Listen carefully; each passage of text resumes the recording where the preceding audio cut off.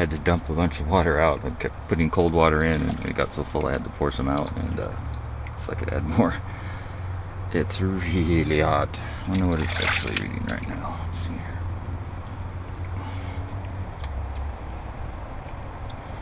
116. It's still pretty hot. It's hotter than that below the surface, though. And I get to the mud at the bottom, and the mud is really hot. It's like this deep with clay mud at the bottom. Feels like stepping into a burning hot silk slipper. It's super soft and squishy. So I can pull up. Ow! Right there.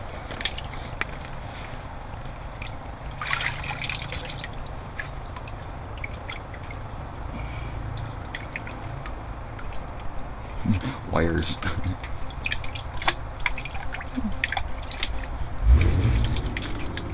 That's the stuff right there. Just take the toxin.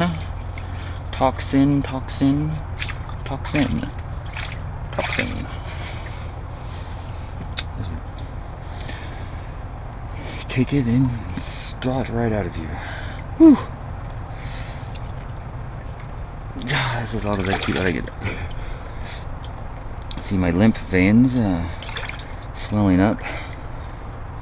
That's what those are, the lymphatic system. See, it seems like somebody that I talked to about the swelling veins thing that when it used to be way more pronounced. I mean, this was way worse a few years ago. It would just swell all of a sudden, bam, gigantic. It looked like I was pumping iron all day long, but except they were just pillowy, soft veins, like no pressure to them, just swollen, but no pressure, which doesn't make a lot of sense. I was leaning towards electrical charge. Maybe it was like static electricity. Maybe it was electric charge causing them to puff up or something from all the metals that we get to breathe nowadays in our wonderful modern America and the rest of the Western world. The rest of the Western world. See, get in there and I'll scoop the mud up and just pack it. Oh, it's burning the shit out of me. Pack it onto the areas, pack it around the joints, pack it around my wrists and stuff.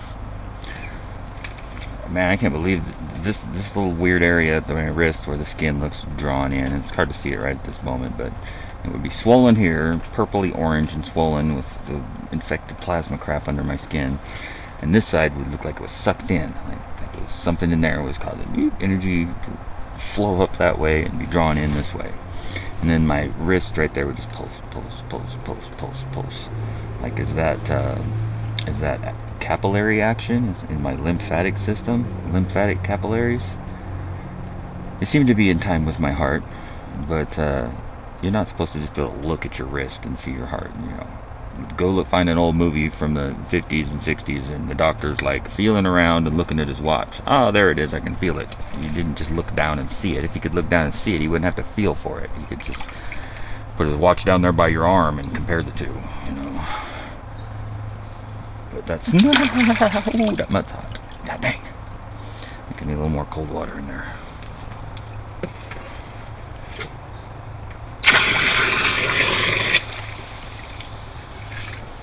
But yeah, anyway, that's what I'm going for here. Getting in cooking mud.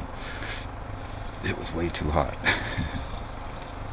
But that's good. You better have it too hot and have to wait for it to cool down and cool it down than not have it be hot enough, because you don't get the full action of the detoxification.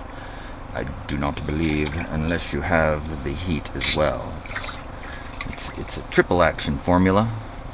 We've got heat and its natural healing properties of the heat. Heat's good. Heat's good, that's what I'm saying. Heat's good. We've got the heat, and then we've got the exfoliating factors of the mud and the clay, and then as a result of the wire to the earth ground, we've got the earth grounding of the entire skin surface area at the same time, including, like, your head, your ears. Those things become earth grounded when you get down in this mud because of that wire connected to the ground. I think that's a biggie.